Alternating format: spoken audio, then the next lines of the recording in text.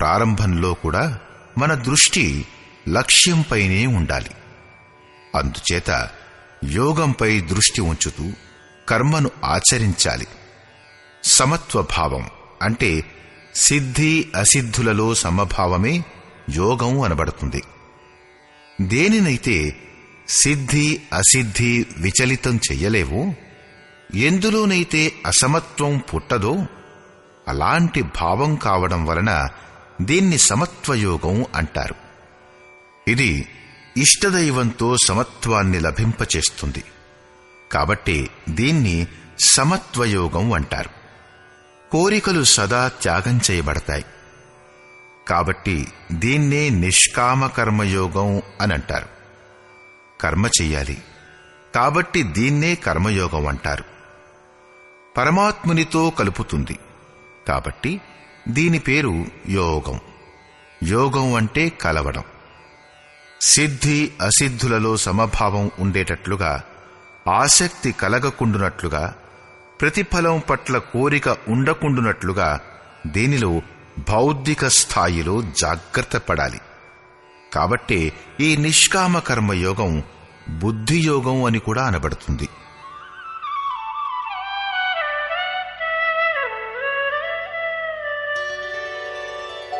దూరేణ హ్యవరం కర్మ బుద్ధియోగాద్ ధనంజయ బుద్ధౌ శరణమన్విచ్ఛ కృపణాః ఫలహేతవః. ధనంజయ, అవరం కర్మ, నికృష్ట కర్మ, కోరికలతో చేయబడే కర్మ బుద్ధియోగానికి బహుదూరం. ప్రతిఫలాన్ని ఆశించేవారు కృపణులు. వారు ఆత్మతో ఉదారంగా వ్యవహరించరు. కనుక సమత్వ బుద్ధియోగాన్ని శరణు పొందుము. ఆశించిన కోరిక లభించినా కూడా దానిని అనుభవించేటందుకు శరీరాన్ని ధరించక తప్పదు. అలా పునరాగమనం ఉండేటట్లయితే కళ్యాణం, మేలు ఎలా సాధ్యపడుతుంది? సాధకుడు మోక్షానికై కూడా కోరికను ఉంచుకోకూడదు. ఎందుకంటే కోరికల నుంచి ముక్తి పొందటమే మోక్షం కదా. ప్రతిఫలం గూర్చి విచారించడం చేత సాధకుని సమయం వృధా అవుతుంది. ఫలం ప్రాప్తించినప్పుడు అతడు ఆ ప్రతిఫలంలో ఇరుక్కునిపోతాడు. అతని సాధన సమాప్తమైపోతుంది. ఆ తర్వాత అతను ఎందుకు భజన చెయ్యాలి? అక్కడి నుంచే అతను దారి తప్పిపోతాడు. కాబట్టి సమత్వ బుద్ధితో యోగాచరణ చెయ్యాలి. జ్ఞాన మార్గాన్ని కూడా శ్రీకృష్ణుడు బుద్ధియోగమంటూ వివరిస్తాడు. అర్జున, ఈ బుద్ధి నీకు జ్ఞానయోగం విషయంలో చెప్పబడింది అని.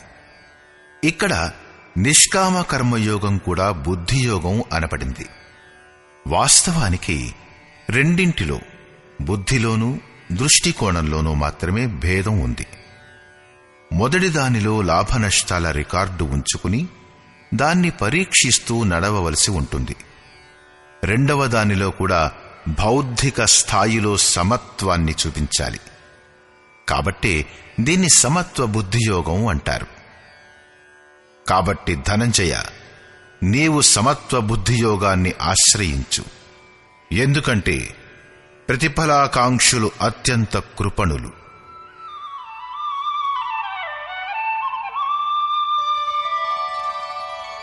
బుద్ధియుక్తో జహాతీహ ఉభే సుకృత దుష్కృతే తస్మాద్యోగాయ యుజ్యస్వ యోగ కర్మసు కౌశలం.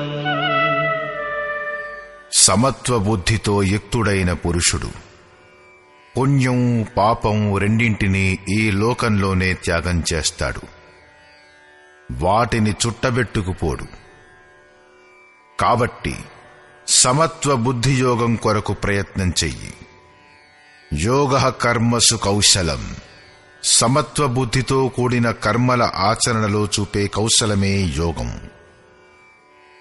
ప్రపంచంలో కర్మ చేయడంపై 2 దృష్టికోణాలు ప్రచారంలో ఉన్నాయి. లోకులు కర్మ చేస్తే ప్రతిఫలాన్ని ఆశిస్తారు. ప్రతిఫలం దొరక్కపోతే కర్మ చేయనెంచరు. కాని యోగేశ్వరుడైన శ్రీకృష్ణుడు ఈ కర్మలను బంధనకారములంటాడు. ఆరాధనే ఏకమాత్ర కర్మగా భావించాడు. ఈ అధ్యాయంలో అతను కర్మ పేరు మాత్రం చెప్పాడు. 3వ అధ్యాయంలోని 9వ శ్లోకంలో దాని నిర్వచనాన్నిచ్చాడు. 4వ అధ్యాయంలో కర్మ స్వరూపాన్ని గురించి విస్తారంగా చర్చించాడు. ప్రస్తుత శ్లోకంలో శ్రీకృష్ణుడు ప్రాపంచిక ఆచారాలకతీతంగా కర్మను చేసే కళను చూపించాడు. కర్మను చెయ్యి, శ్రద్ధాపూర్వకంగా చెయ్యి, కాని ప్రతిఫలంపై అధికారాన్ని స్వేచ్ఛగా వదిలేయి.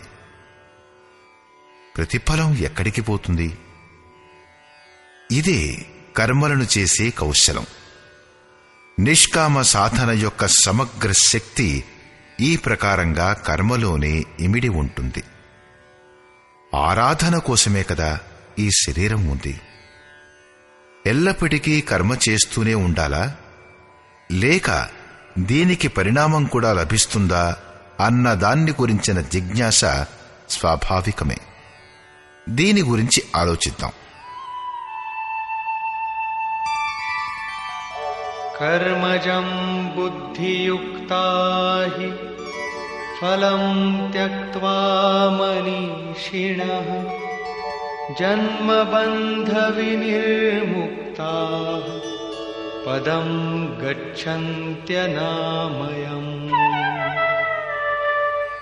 బుద్ధియోగం గల జ్ఞానులు కర్మలచే ఉత్పన్నమయ్యే ప్రతిఫలాన్ని త్యాగం చేసి జన్మ మృత్యువుల బంధం నుంచి ముక్తి పొందుతారు. వారు నిర్దోషమైన అమృతమయమైన పరమపదాన్ని పొందుతారు.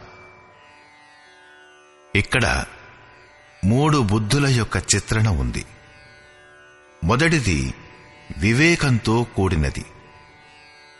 దీని ఫలితాలు 2: స్వర్గము, శ్రేయస్సు. రెండవది నిష్కామ కర్మాచరణం. దీని ఫలితం ఒకటే: భగవంతునితో ఐక్యమేర్పడి తద్వారా జనన మరణ భయం నుండి విముక్తి. ఈ 2 యోగాచరణకి చూపబడిన మార్గాలు. ఇక బుద్ధి యొక్క 3వ ప్రవృత్తి అనంత శాఖలు గల కర్మలని ఆచరిస్తూ జనన మరణ వలయంలో చిక్కుకున్న మూర్ఖులు అనుసరించేది.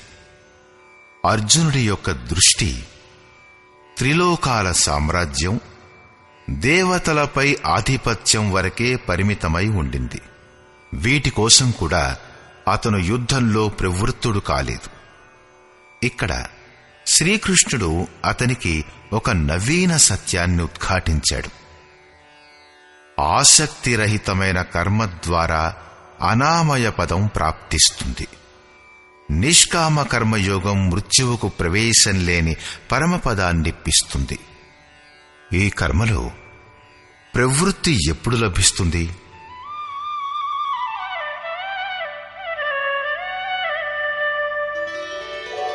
యదా తే మోహకలిలం బుద్ధిర్వ్యతితరిష్యతి